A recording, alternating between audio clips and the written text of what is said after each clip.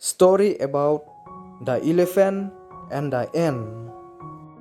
Once upon a time, there lived a strong elephant in a forest.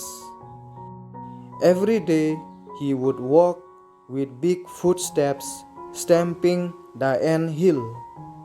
The ants decided to teach the elephant a lesson. One day, when elephant was eating banana leaves, a few ants started biting him. Unable to bear the pain, the elephant began to trumpet loudly. The ants felt sorry for the elephant. "We are sorry, we wanted to teach you a lesson." The elephant realized his mistake. He understood that all living beings feel pain. From that day onwards, the elephant did not trouble others.